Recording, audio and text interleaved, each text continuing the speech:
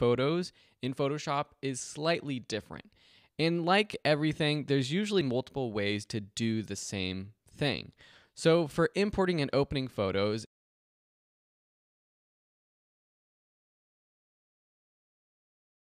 and usually on a survey, how to get it, how to get Photoshop, which is because it can be used. You are overwhelming. First, I want to explain that this majority is going to be used for ranking Photoshop that people were using, which is so that's why we're starting it now. I'll be your instructor for this course.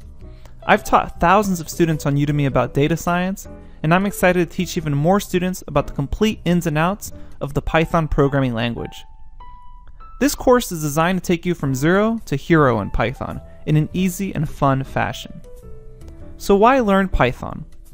Python is one of the most useful programming languages to know, and in recent years, skill demand for Python has exploded in the job market.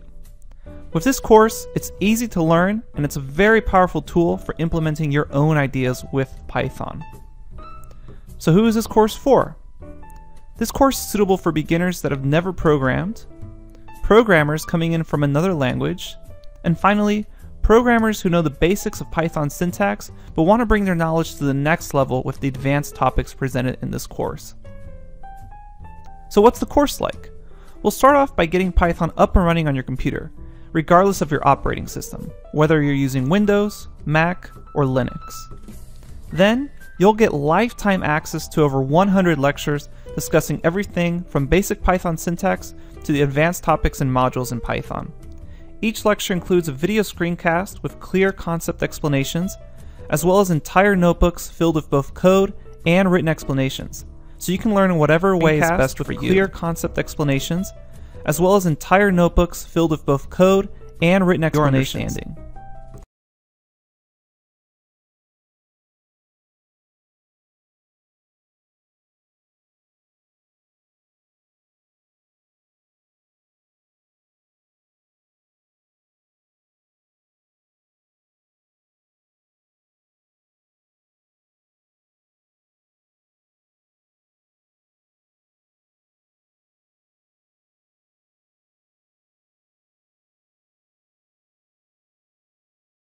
A 30-day money-back guarantee. If you're unsatisfied in any way, you get your money back, no questions asked.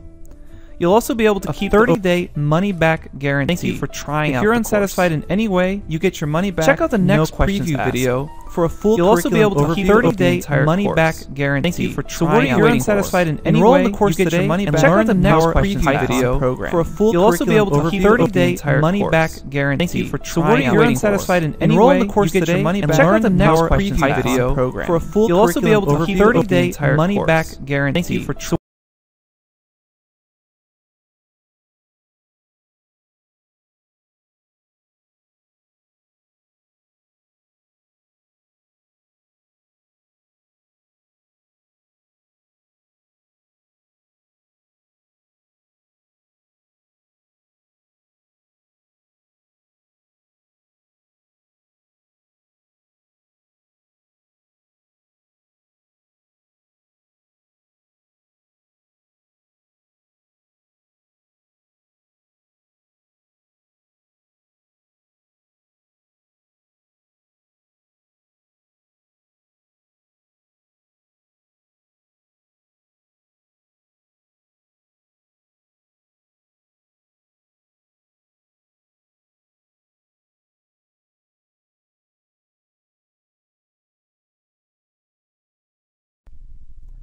Hello, and welcome to the course curriculum overview.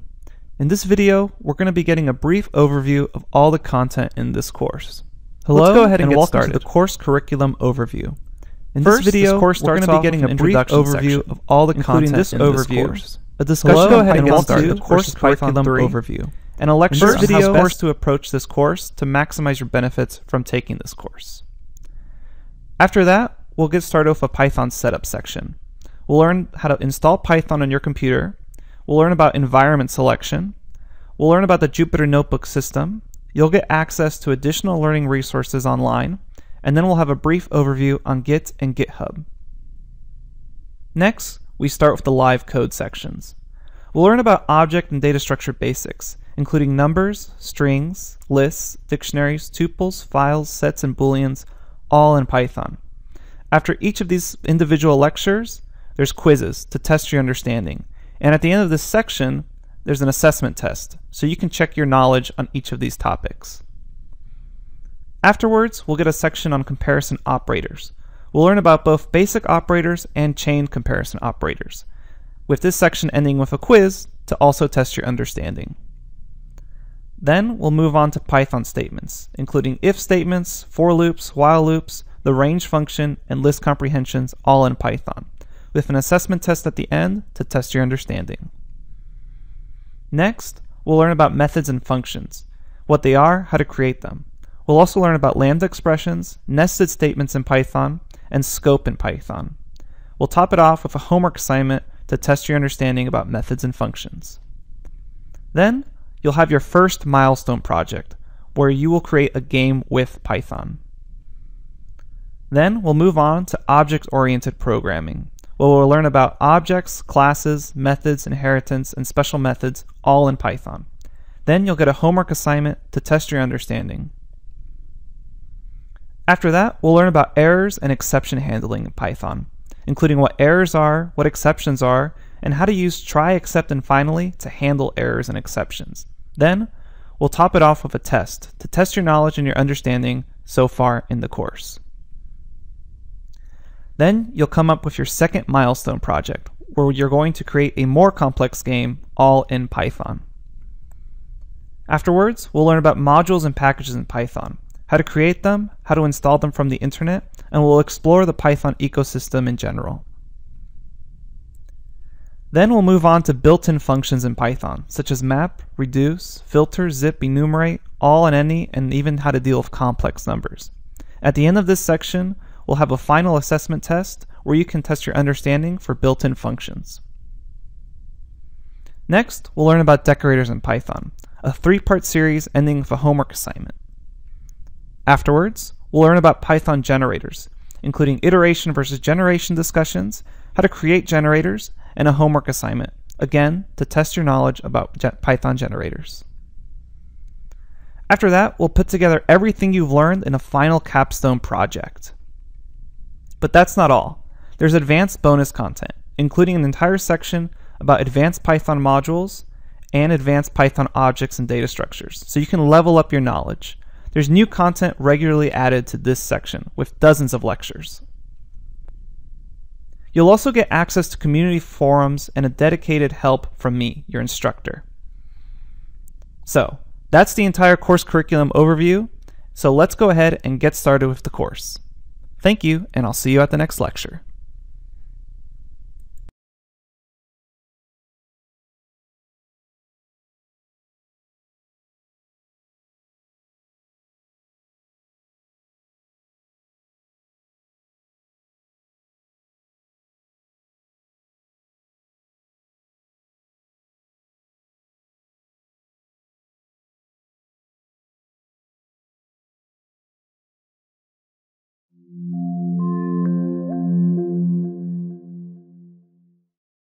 Welcome back, everyone. I wanted to take just a little bit of time to quickly discuss choosing Python 2 versus choosing Python 3.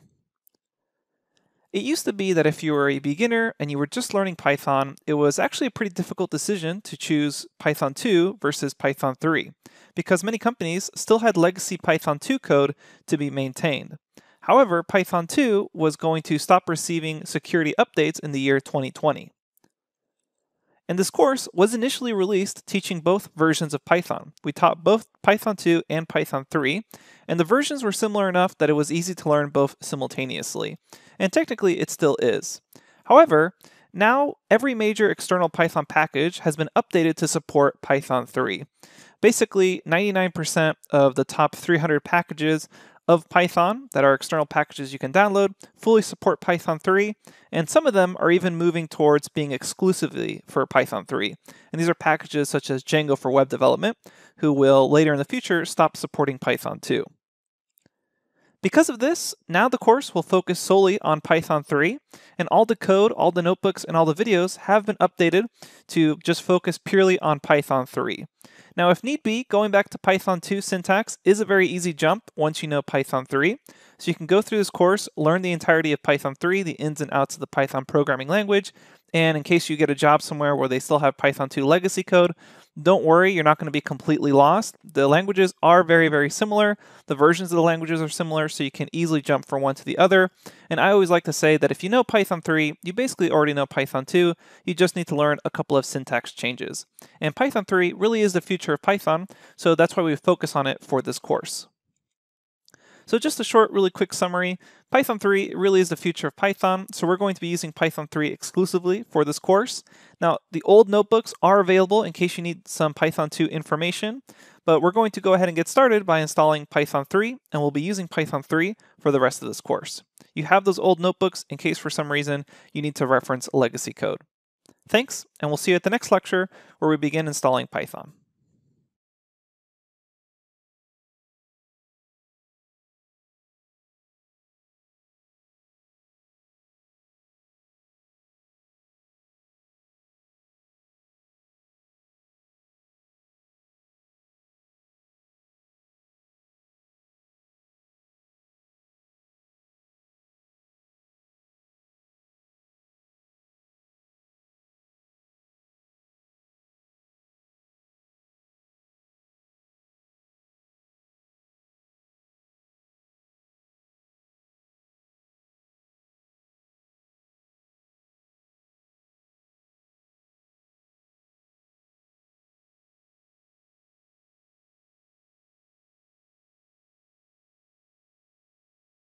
All right, so we're now out here. It's nighttime. We've gone through with our low light sort of lesson of learning, how to get the most out of the low light situations when shooting at night.